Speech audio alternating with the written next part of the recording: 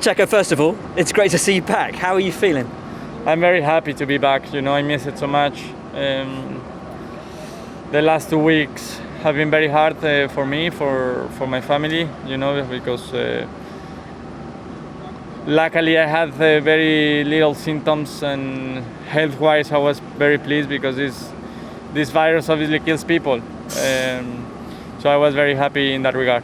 How did you feel when you were told you had it? Was it disappointment at not being able to drive? Was it fear? As you say, this is a horrible illness that's affected millions of people. Yeah, in the beginning, you are switch on, and I was thinking about the race. I was actually going for a run before they came and told me that I tested positive, and I was like, but I'm feeling great, I'm really fit, ready for the race.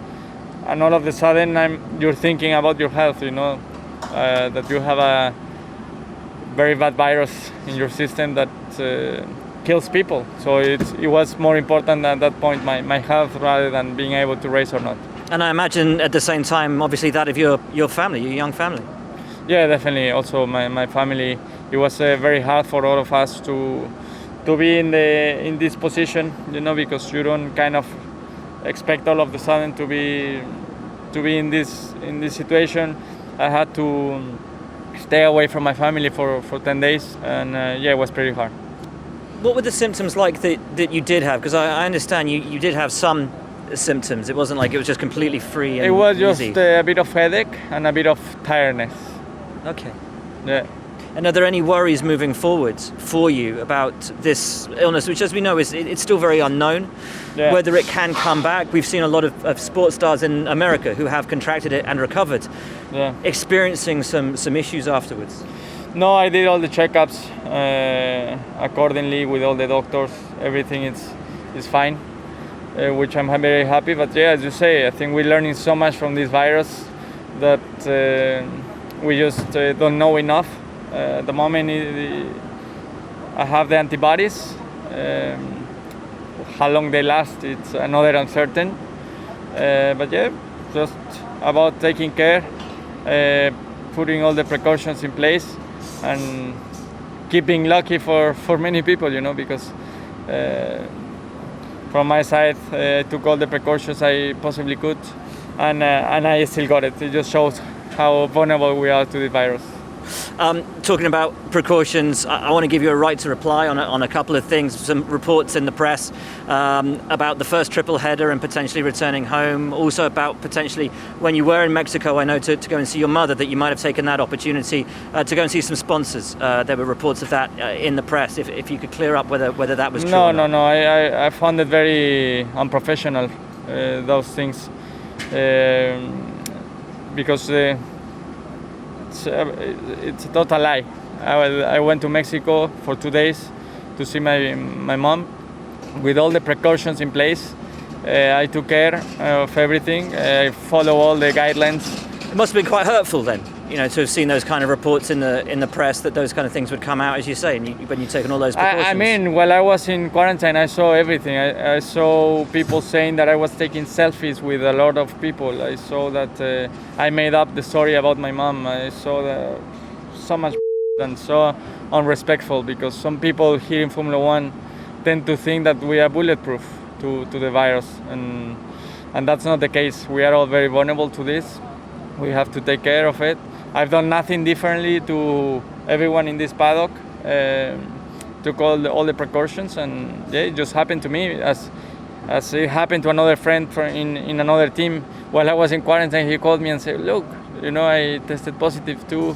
So it can just happen to anyone. And but what cannot happen is that if tomorrow there is someone else infected, that the people make up stories, and instead of being worried about their health. Yeah, absolutely. And of course, you've had to pass so many tests to get to this point where we're even having this conversation today. How many tests do you think you've had over the last 3 weeks? Oh, I don't know, man. But so many. Basically, I did a test last Thursday in Silverstone. I tested negative, then I tested positive, then negative, then positive. It was all every day pretty difficult, but now finally I managed to be negative. So did you have to pass a negative before you travelled, or how No, does that because work? basically, as I finished my quarantine in the UK, I was free to go, and but for Formula One, I had to be negative. Gotcha. In some other sport, after 10 days they clear you up, but yeah, every sport is different. Let's look at these last 2 weeks and you having to watch these last two races on the TV with a car that looks as quick as we thought it was last time we were here in Barcelona at testing. How difficult was that for you to see your car third on the grid with all that promise and potential in it?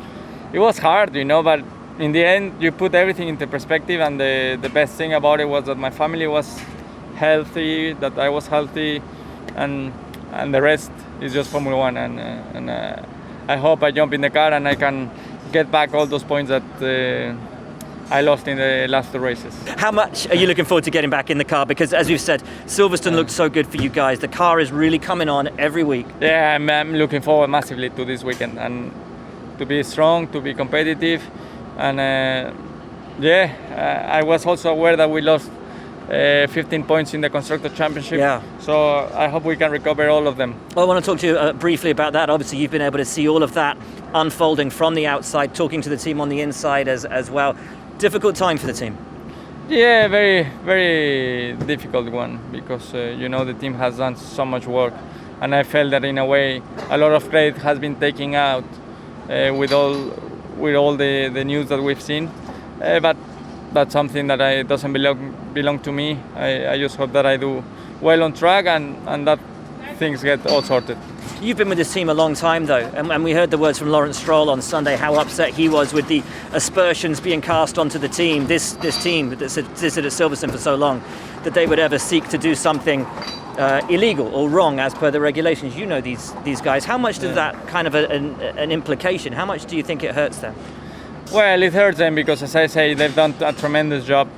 I remember back in last year when there was a lot of uncertainty regarding which direction to take with the car.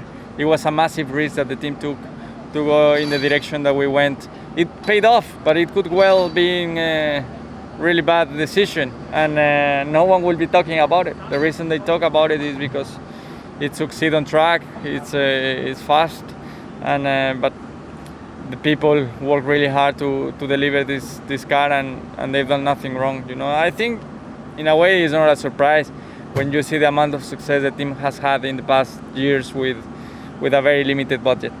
Did you say you want to recoup those lost points? Can you start this weekend? How healthy, how fit, how ready do you feel to jump back in the car and take it to its potential? I think I should be all right. I have to see how I feel on Friday, but I should be totally fine and ready to go for it this weekend. Look after yourself. It's good to see you back, man. Thank you, man. You too.